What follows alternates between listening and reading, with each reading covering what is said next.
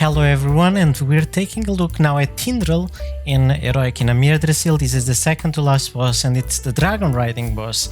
So this will be very fun. It is a somewhat difficult fight, very challenging and quite complex.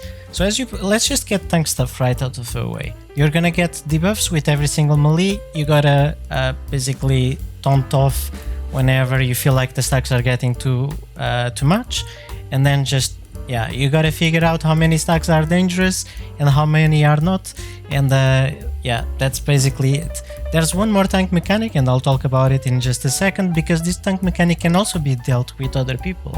So the boss has 3 phases with 2 intermissions between each phase, so there is always like a baseline of mechanics that the boss is going to use per platform, and the boss will always have a different form in each platform, and in the last platform the boss becomes both forms. Okay, so first platform the boss will become a moonkin, second platform the boss will become a tree, and the third platform it's a moonkin and a tree. So the baseline abilities are as follow.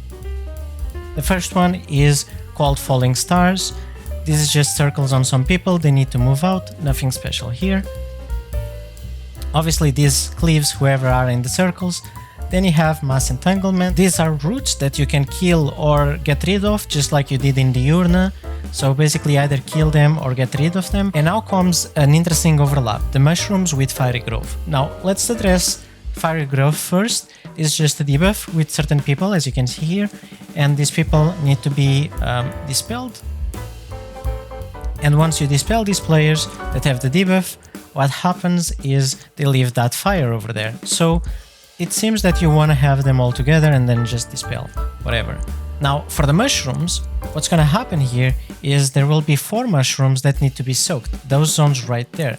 Now these zones over here, they're quite dangerous, because if you go into them and soak them, they will deal a lot of damage, like a lot of damage, 1 million physical damage and 400k fire damage in Heroic.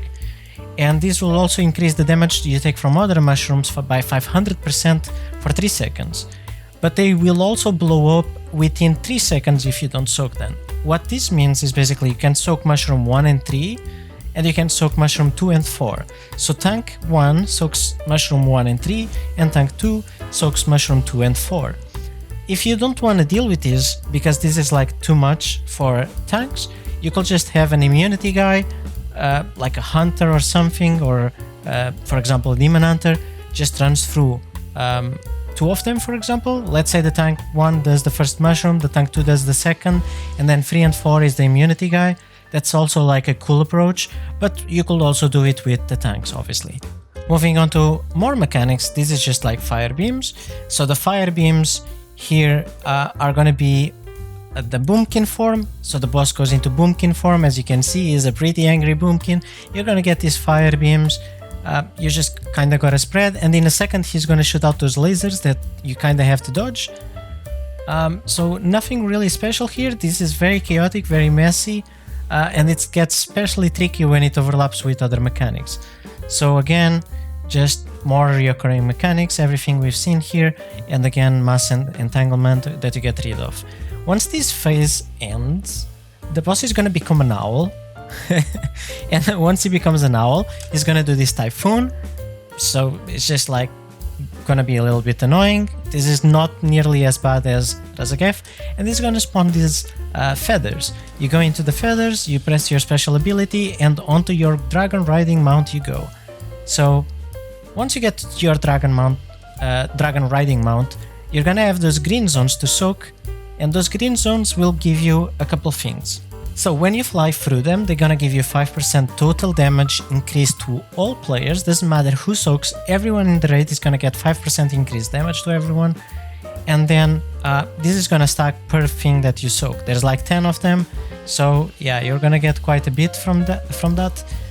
And additionally, once you consume them, what's gonna happen here is they're gonna leave behind an Emerald Gale, just a tornado looking thing that you can use to propel you forward. So anyone that is in the back that didn't soak it, they can actually touch the tornado and get their speed. And every time you soak green stuff or the tornado, it gives you 3 vigor and increases your flight speed. So that's awesome. Now the thing here is you need to get through this. Also, don't touch the red ones. They just are really bad and bad things will happen.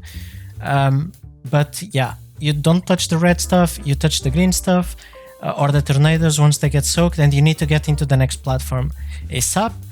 Once you get to the platform, you'll notice that the boss is casting Supernova, and this is a shielded cast that needs to be interrupted. Because of that, we get the 10 stacks from the debuff, it's a debuff, but it's a buff. And you have now damage increase to deal with this shield. This shield is really big, so you commit damage here, and you break the shield. Once you break the shield, you can interrupt the boss, and now you're going into phase 2. Now, once you enter phase 2, you're basically in the same set of mechanics. The baseline mechanics are going to be the same, but they are at different timings, and there will be combos here, which makes this fight a lot more interesting in my opinion.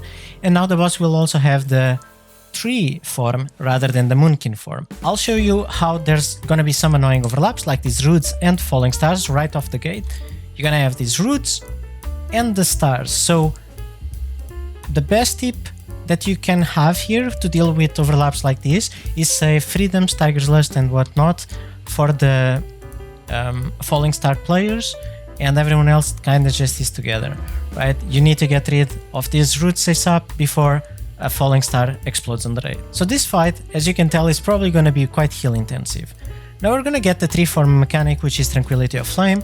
The boss becomes a tree, there's a lot more stuff to dodge, and there's these seeds. These just explode damage and you soak them. As you soak them, you get a debuff for soaking them, and this damages you and whatnot, so don't soak more than like 4 or 5 at a time, but all of them do need to be soaked. If they don't get soaked, they will spawn massive trees, and these trees will pulse raid damage, so you really don't want those trees to spawn, and you want to soak all the seeds. As you can tell, that was also like a healing check, and we're just gonna get a rotation of this. This is basically phase 2, pretty much phase 1 with different overlaps and that added mechanic of the tree form.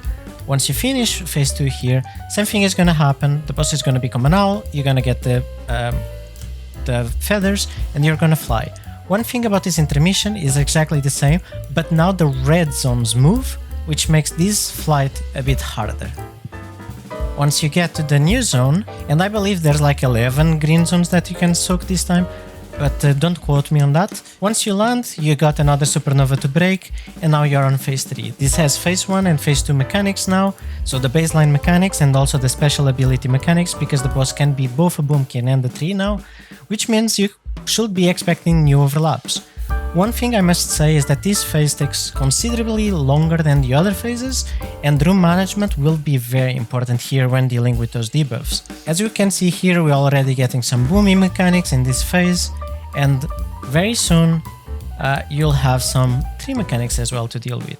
There's these big swirlies, the shooting things off, and yeah, just stuff to dodge, zones to place, new mushrooms, new debuffs incoming, and the boss is now a tree, and new flame, Tranquility of Flame, more stuff to dodge, new seeds to soak, and that's pretty much it for phase 3.